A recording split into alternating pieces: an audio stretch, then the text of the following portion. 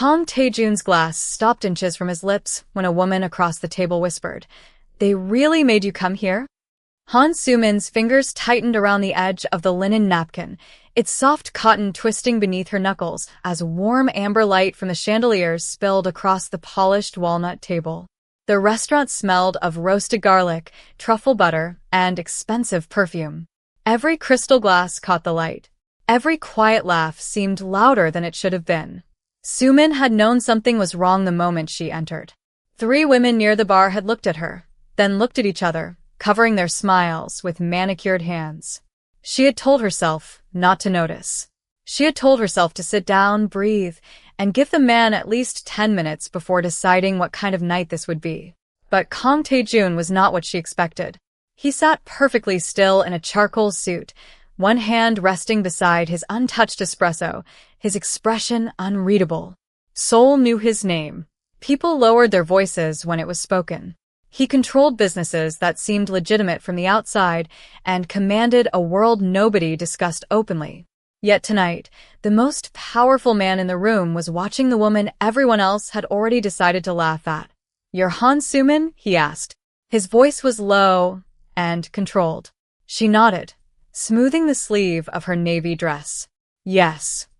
Tae-jun glanced toward the bar. His eyes narrowed for less than a second. Soo-min noticed. "You can leave if you want," he said. She swallowed. "I know." The answer made him look back at her. She had expected questions about her appearance, her work, maybe an awkward attempt to end the evening quickly. Instead, he asked, "Why did you stay?" Soo-min looked down at the untouched water glass in front of her. Condensation had gathered along its sides, cold against her fingertips. "Because if I leave now, they'll think they won." Tae-jun said nothing. Somewhere behind them, a chair scraped against the stone floor. A suppressed laugh followed. Soo-min's shoulders stiffened, but she kept her eyes on the table. She had spent years learning how to make herself smaller. In rooms like this, how to smile when someone made a joke about her body, how to pretend she hadn't heard the word obese whispered behind her back. Tonight, she had dressed carefully anyway. She had chosen the blue dress because the color made her feel calm. She had arrived 12 minutes early because being late would have given them another reason to laugh. And now she was sitting across from a Korean Mafia boss who could end the evening with one sentence. Tae-jun slowly picked up his espresso. "Who arranged this date?" Soo-min hesitated. "People who thought it would be funny." His cup stopped halfway to his mouth. The room seemed suddenly quieter. "Funny. They told me you were looking for someone." She forced a small smile. "They didn't tell me they were looking for someone they could make fun of." Tae-jun lowered the cup. His gaze moved past her shoulder toward the people watching from the bar. This time, he did not look away. Soo-min followed his eyes and saw the smiles disappear one by one. Then Tae-jun leaned slightly forward, his cuff brushing the white linen, and said, "Soo-min, I think you and I were invited here for very different reasons." Her breath caught. "What reasons?" He held her gaze. "I came to meet you." A beat of silence passed. "I think they came to see whether I would reject you." And for the first time that night, Soo-min wondered what would happen if the man they had chosen to humiliate her refused to play their game.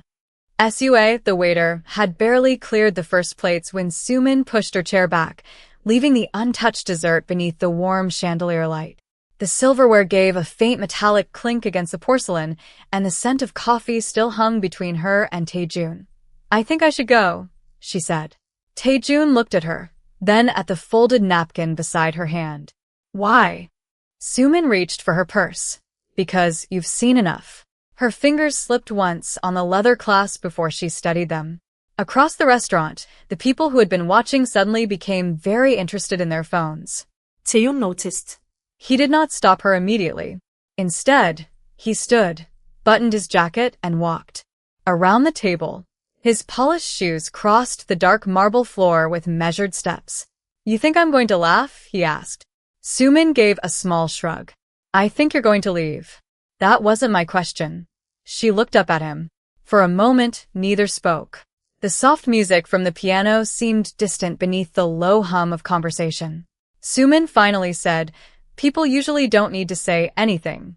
I can see it in their faces." Tae-jun pulled the chair back toward the table. Seat. She hesitated. Please. It was the first time his voice had lost its hard edge. Soo-min slowly sat again. Tae-jun returned to his seat but did not touch his coffee. Tell me something, he said. What were you expecting when you came here? She looked toward the candle between them. The tiny flame reflected in the glass, trembling whenever someone passed nearby. Honestly, to be rejected. Tae-jun's expression did not change, but his hand closed around the porcelain cup. Soo-min continued before she could lose her nerve. I thought you'd look at me, realize what they had done, and find an excuse to leave. Maybe you'd say you had an important meeting. Maybe your driver would call. A faint, humorless smile touched her mouth. Something polite. Tae-jun leaned back. And you still came. Yes. Why? She rubbed her thumb along the edge of her purse. Because I'm tired of being the person who apologizes for taking up space. The words settled between them. Tae-jun watched her for several seconds. Then he reached for the dessert menu and placed it in front of her. Choose something. Soo-min blinked. What? Dessert. I'm not hungry. That's not what I asked. She stared at him, then at the menu. You're serious? Very. The corner of his mouth moved almost imperceptibly. If they arranged this dinner to make you uncomfortable, then I refuse to let them decide how it ends. Soo-min looked across the room. The laughter had stopped completely. One of the women near the bar lowered her phone. Tae-jun followed her gaze. Then, he did something Soo-min never expected. He lifted his hand and summoned the waiter. Bring her the chocolate cake, he said. And another coffee for me. Soo-min whispered. You don't have to do this. Tae-jun turned back to her. I know. The waiter placed the cake before her, its dark chocolate glaze shining beneath the amber lights, a curl of warm steam rising from the coffee beside it. Soo-min picked up the fork. Her hand was still trembling, but this time she did not put it down. Then Tae-jun leaned closer, his voice quiet enough that only she could hear. Tonight, I want you to stop wondering whether I'm judging you. He paused. Because I'm not. Soo-min looked into his eyes. Tae-jun's next words came slowly. I'm wondering why someone like you is taught to expect rejection before anyone even gave you a chance. She lowered the fork. And for the first time that evening, the woman who had arrived expecting to be dismissed had no answer ready. Soo-min lowered the fork, but Tae-jun did not let the silence become another escape route. He reached across the table and gently pushed the dessert plate closer to her. The porcelain made a soft scrape against the linen, and the rich smell of melted chocolate rose between them. Eat, he said. She looked at him carefully. You really don't care? About what? About what I look like. Tae-jun leaned back, the warm chandelier light cutting a sharp line across his dark jacket. I noticed you were uncomfortable before I noticed anything else. Soo-min's fingers rested beside the fork. That's not what people usually notice. Then you've been around the wrong people. She looked down. A tiny piece of chocolate clung to the edge of the plate, catching the golden light. Tae-jun picked up his coffee and took a slow sip. You said you expected me to reject you. Yes. Did you expect me to be cruel? Soo-min hesitated. I expected you to be polite. His eyebrow lifted. That sounds worse. She gave a brief laugh before covering it with her hand. It was the first sound from her that evening that did not feel carefully measured.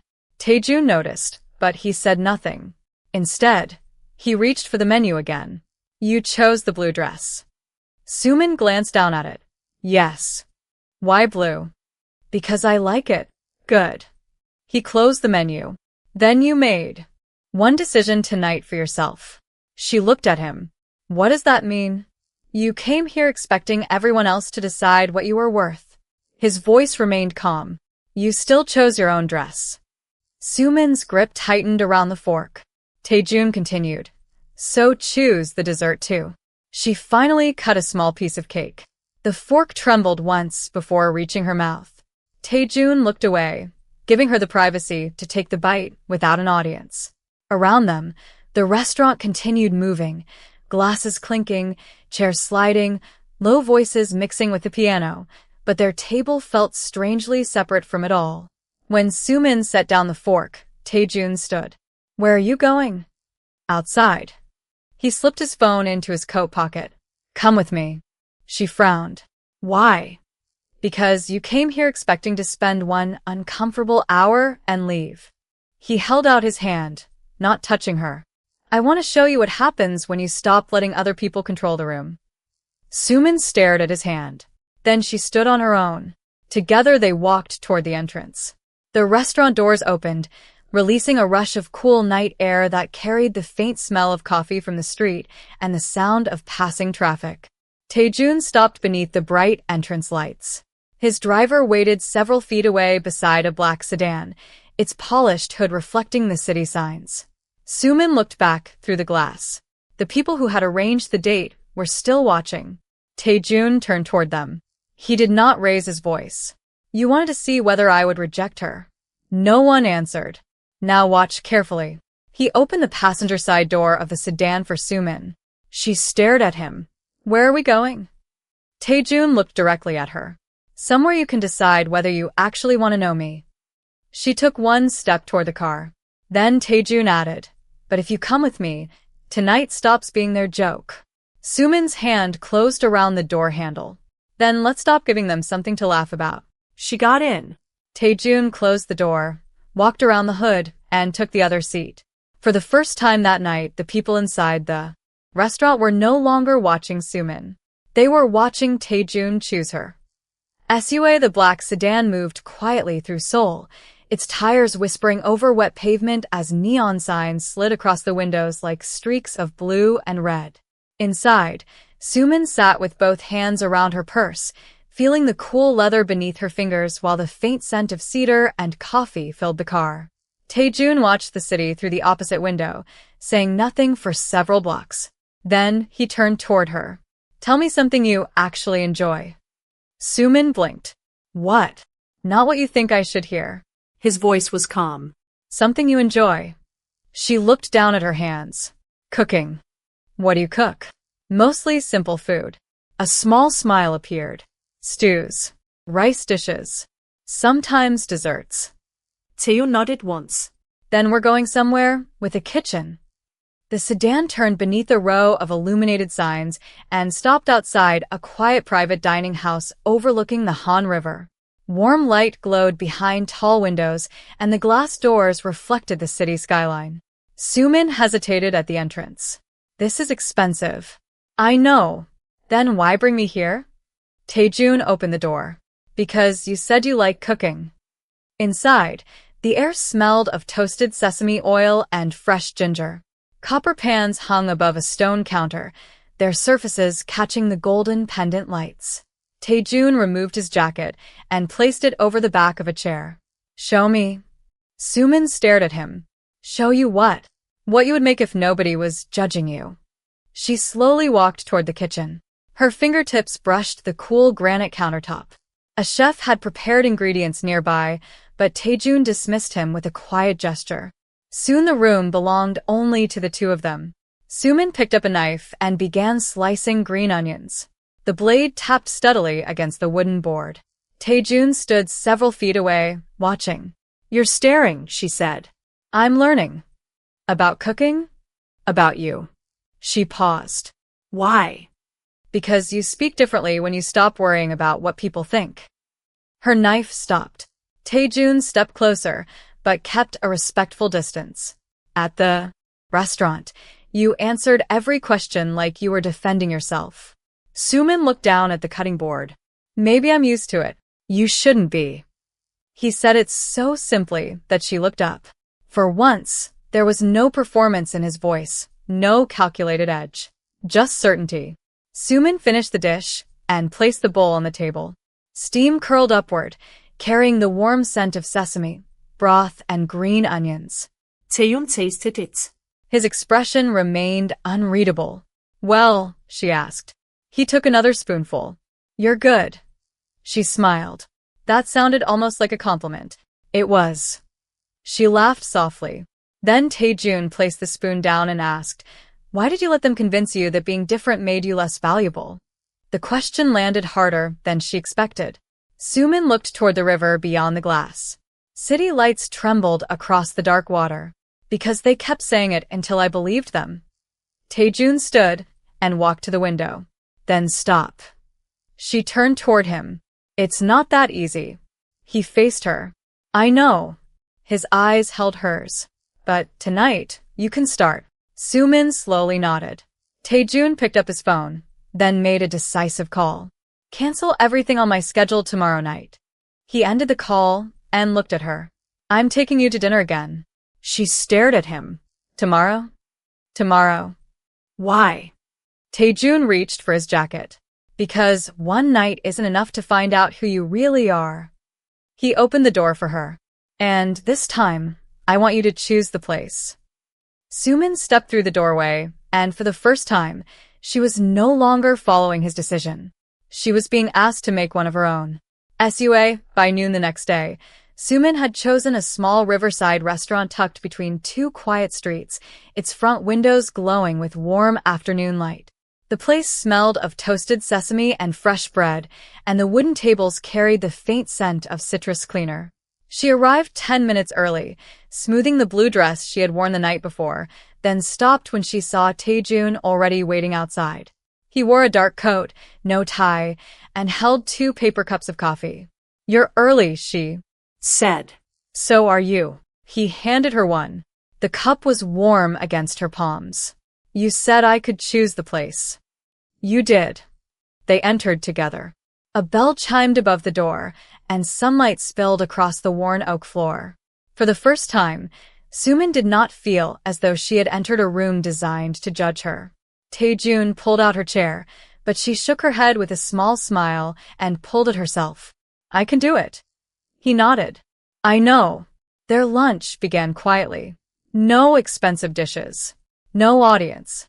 Just soup steaming in ceramic bowls, the soft clatter of chopsticks, and sunlight moving across the table. Soo-min gradually relaxed enough to tell him about the food she liked, the recipes she had changed over the years, and the strange combinations she had learned to make when money was tight. Tae-jun listened without interrupting. Then he asked, What do you want people to see when they look at you? She stopped with her spoon halfway to her mouth. I don't know. Try. She lowered the spoon. Someone dependable. Tae-jun nodded. You are. You barely know me. I know enough. She looked at him. You say things like that very easily. Only when I mean them. A few minutes later, Soo-min noticed a couple at the next table whispering while glancing in her direction. Her shoulders tightened. The spoon in her hand stopped above the bowl. Before she could lower her eyes, Tae-jun reached across the table and placed his phone face down beside her hand. Look at me, he said. She did. Not them. His voice was quiet, but firm. You don't owe strangers your attention. Soo-min slowly returned the spoon to the bowl. Then, instead of shrinking into silence, she asked Tae-jun about himself. What do you actually do? He paused. The question was simple, but the room seemed to grow colder. Business. She raised an eyebrow. That is the least convincing answer I've heard all day. For the first time, Tae-jun smiled. It was brief, but unmistakable. You don't scare easily. Either. I just don't like pretending otherwise. His smile disappeared. Neither do I. The words hung there. Then Soo-min pushed her bowl aside. I should tell you something. Tae-jun ate it. Last night, when you said you came to meet me, I didn't believe you. She looked down at the grain of the wooden table. I thought you were being polite. Tae-jun leaned forward. And now? Soo-min lifted her eyes. Now I think you meant it. He did not answer immediately. Instead, he reached across the table and turned her untouched dessert toward her. Then eat. She laughed softly. You really like telling me to eat. Only because you keep forgetting to. Her laugh lasted longer this time. Then her phone buzzed on the table. She glanced at the screen, and the color drained from her face. A message had arrived from one of the people who arranged the first date. You have no idea what you're getting yourself into. Leave him before he leaves you. Soo-min locked the screen. Tae-jun saw her expression change, but he did not reach for the phone. Do you want to go? He asked. She looked at him, then placed the phone face down. No, Tae-jun nodded once. Good. He reached for his coat. Because tonight, I need to tell you something I should have told you yesterday. Soo-min's fingers tightened around her coffee cup. What? Tae-jun stood. Why, I never laughed when everyone else expected me to. Tae-jun drove without speaking, the city lights sliding across the windshield in long bands of gold and white. Inside the car, the leather smelled faintly of cedar, and the air conditioning hummed softly against the windows. Soo-min sat beside him, her phone resting face down in her lap. Neither of them mentioned the message. After several blocks, Tae-jun turned into the underground entrance of a private building. The elevator carried them upward in silence, its polished brass walls reflecting their figures beneath cool white lights. When the doors opened, they stepped into a quiet room overlooking Seoul. Floor-to-ceiling windows framed the river below, while the faint scent of coffee drifted from a small kitchen behind them. Tae-jun removed his coat and placed it over a chair. You asked why I didn't laugh last night, he said. Soo-min stood near the window, her fingertips resting against the cold glass. Yes. He walked to the kitchen and poured 2 cups of tea. Ceramic touched stone with a soft click. Because I knew what they were doing. Soo-min turned. You knew. I knew they wanted me to react. He handed her a cup. The warmth spread through her palms. But that isn't the reason I stayed. She looked at him over the rim. Then why? Tae-jun took a slow breath. Because when you walked in, everyone else looked at your body first. He paused. You looked at the room. Soo-min lowered the cup. I don't understand. You noticed who was laughing. You noticed who was uncomfortable. You noticed the waiter was nervous. His eyes remained fixed on hers. You were paying attention to people while they were judging you. She looked away. Maybe I was just trying to survive the evening. Maybe. Tae-jun stepped closer, stopping several feet away. But I also watched what happened when you thought nobody was looking. Soo-min frowned. What did I do? You thanked the waiter. She blinked. He was doing his job. You still thanked him. Tae-jun's voice softened. You moved your chair so an older woman could pass behind you. You picked up a napkin someone dropped. You apologized when someone else bumped into you. Soo-min stared at him. You noticed all that? I notice people. He looked toward the city, especially when everyone else refuses to. The words left the room strangely quiet. Soo-min set her cup down. Then why didn't you tell me last night? Because you didn't need another man telling you what you were worth. She swallowed. And what do you think I'm worth? Tae-jun turned back. For once, there was no calculated distance in his expression. More than the people who arranged that dinner will ever understand. Soo-min's eyes glistened, but she quickly looked down and rubbed her thumb along the warm ceramic cup. Tae-jun did not move closer. He let the silence remain hers. Then Soo-min whispered, I thought you were going to say something polite and disappear. I almost did. She looked up sharply. Why didn't you? Tae-jun answered without hesitation. Because when you said you expected me to reject you, I realized someone had convinced you that rejection was the natural price of being seen. Soo-min's lips parted, but no words came. Tae-jun reached for his coat. I won't be another person who teaches you that. She watched him walk toward the door. Then she stood. Tae-jun. He stopped. She wiped quickly beneath one eye before he could see the tear forming there. Thank you. He turned back. Don't thank me yet. His gaze held hers. Tomorrow, I want you to meet me somewhere without anyone knowing we're going. He opened the door. No setup. No audience. Just you and me. Soo-min looked at him for a long moment, then nodded. Okay. The door closed softly behind him, leaving her alone beneath the city lights, holding the cup he had given her while his words continued to echo in the quiet room. Tae-jun's hand had barely left the apartment door when Soo-min's phone rang again, the sharp vibration cutting through the quiet room and making the tea in her cup tremble. She looked at the screen, hesitated, then answered. Hello. A woman's voice came through, tight and hurried. Soo-min, you need to come back to the restaurant. Why? Because the people who arranged the date are there. Soo-min glanced toward the closed door. I'm not going. You don't understand. They're saying Tae-jun has been playing with you. The call ended. Soo-min stood motionless for a moment, then set the cup down. Instead of calling Tae-jun, she grabbed her coat and left. 40 minutes later, she entered the same restaurant where everything had begun. The chandelier light was colder now, reflecting off the polished marble and empty wine glasses. The air smelled of coffee and expensive perfume. 3 people stood near the private dining room, waiting for her. Soo-min stopped several feet away. "Why did you call me here?" One of them stepped forward. "Because you need to hear the truth." Soo-min folded her arms. "Then say it." The woman placed a phone on the table. A recording played. Tae-jun's voice filled the room. "I'm wondering why someone like you is taught to expect rejection." Soo-min recognized the words immediately. But then another voice followed, laughing. "Perfect. She believes every word." Soo-min's fingers tightened around her coat sleeve. The recording stopped. "See, the woman said. He was testing you." Soo-min stared at the phone. The room seemed to narrow around her, the refrigerator humming behind the bar and the faint clink of ice coming from a nearby glass. Then the restaurant doors opened. Tae-jun walked in. He stopped when he saw Soo-min. "What are you doing here?" She turned toward him. "Did you mean what you said?" Tae-jun looked at the phone on the table. "Yes. All of it. All of it." The woman laughed. "Then tell her why you really brought her into your world." Tae-jun's gaze never left Soo-min. "Because I wanted to know her." "And if you get bored?" the woman pressed. Tae-jun finally looked at her. "Then I leave. I don't pretend."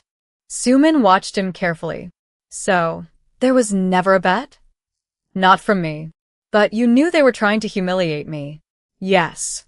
"And you still stayed?" "Yes." Her voice dropped. "Why?" Tae-jun walked toward her, stopping close enough for her to hear him without raising his voice. "Because the moment you walked through that door, you were the only person there who wasn't pretending." Soo-min's eyes filled, but she blinked quickly. "Then why didn't you tell me everything?" "Because you deserved one evening where someone spoke to you without making you feel like a problem that needed explaining." The room fell silent. Tae-jun picked up the phone from the table and turned off the recording. "This ends tonight." The woman stepped forward. "You can't just—" "I can." His voice remained quiet, but the room changed around it. Tae-jun turned to Soo-min. "It don't have to prove anything to me." Then he held out his hand, not demanding it, simply offering. "Come with me." Soo-min looked at his hand, then at the people who had arranged the first date. Slowly, she took it. Tae-jun turned toward the door, and this time Soo-min walked beside him, not behind him. Outside, the cool air struck her face, carrying the smell of rain and city pavement. Tae-jun stopped beside the waiting sedan. "Tomorrow," he said, "you choose where we go." Soo-min looked up at him. "And if I choose somewhere ordinary?" A faint smile appeared. "Then ordinary it is." She nodded. But before she entered the car, Tae-jun's phone rang. He answered, listened for 3 seconds, then looked back at Soo-min. "We have a problem." Tae-jun ended the call and slipped his phone into his coat. The black sedan waited beneath the restaurant lights, its engine humming softly, while cool rain tapped against the windshield. Soo-min looked at him. "What happened?" "The people behind tonight's stunt are waiting for me." He opened the passenger door. "And they know you're with me." Soo-min froze with one hand on the door frame. "Then maybe I should leave." Tae-jun shook his head. "No," the word was quiet, but absolute. "Not this time." He got into the car and waited until she was seated before closing the door. The interior smelled of leather and rain, and the dashboard cast a pale blue glow across their faces. "Where are we going?" she asked. "A private meeting." "With the people who arranged the date?" "Yes." Soo-min looked at him. "And you're taking me with you?" "If you want to come." She stared through the rain-streaked window. A red traffic light blurred across the glass. Then she turned back. "I'm coming."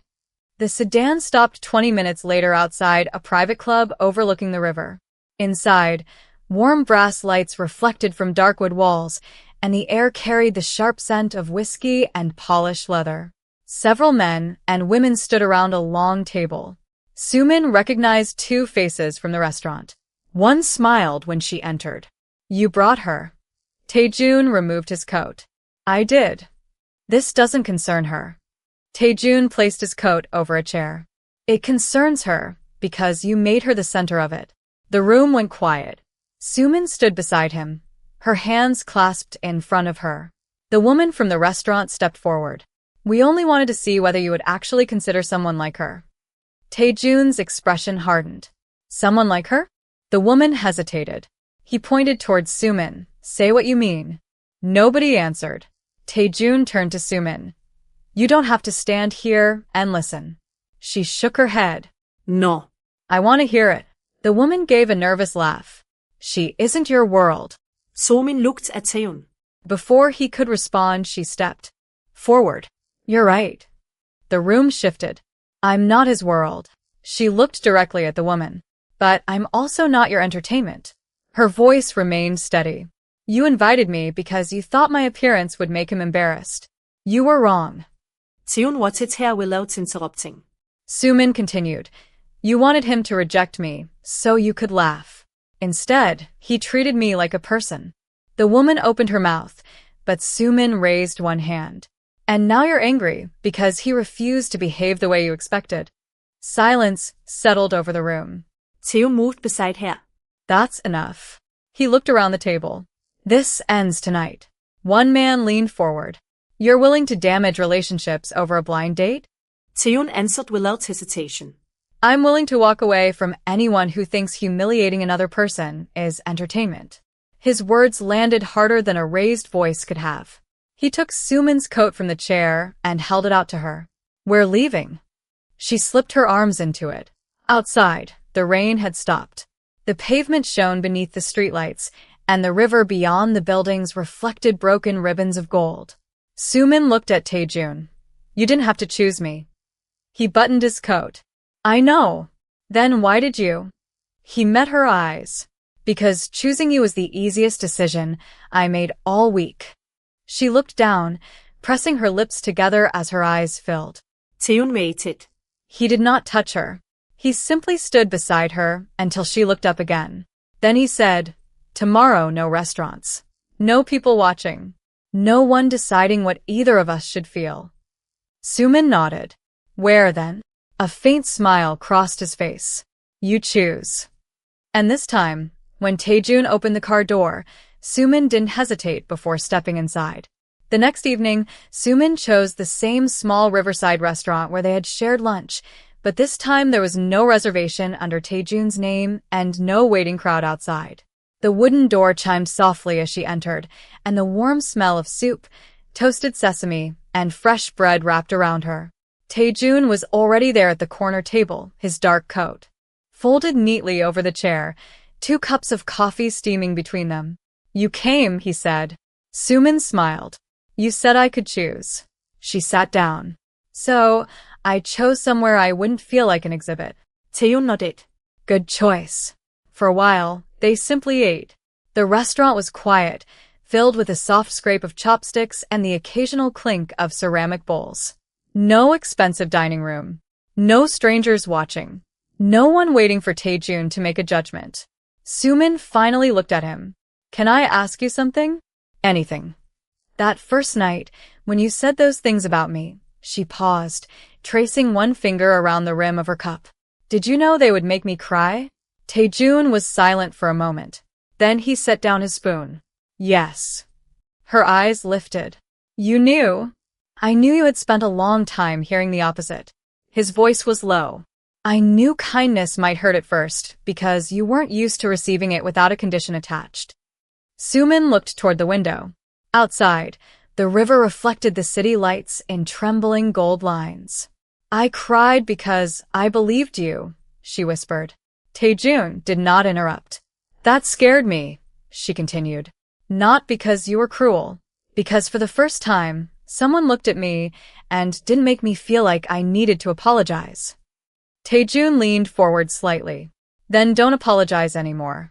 Her eyes filled again. One tear slipped down before she could wipe it away. Tae-jun reached for a napkin and placed it beside her hand, leaving the distance between them untouched. You don't have to hide it. She picked up the napkin. You really are different from what people say about you. A faint smile crossed his face. People say many things. Are they wrong? Some aren't. She laughed softly. That's not reassuring. I'm not asking you to ignore who I am. He held her gaze. I'm asking you to decide who I am to you. Soo-min looked at him for a long moment. Then she reached across the table and turned his untouched coffee toward him. Then start by drinking that before it gets cold. Tae-jun glanced at the cup and smiled. He took a sip. Yes, ma'am. She laughed, and this time she didn't cover her mouth. The sound carried lightly through the small restaurant.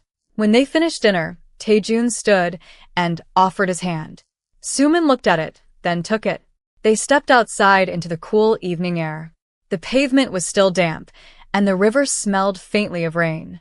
Tae-jun stopped beneath a street lamp. The first time we met, other people decided why we were sitting together. He looked at her. Tonight, we decided. Soo-min nodded. And tomorrow? Tomorrow, he said, we decide again. She squeezed his hand once. The man everyone expected to judge her had never been the person she needed to fear. He was the person who finally taught her that being seen could feel like being valued, and that dignity was never something another person had the power to take away.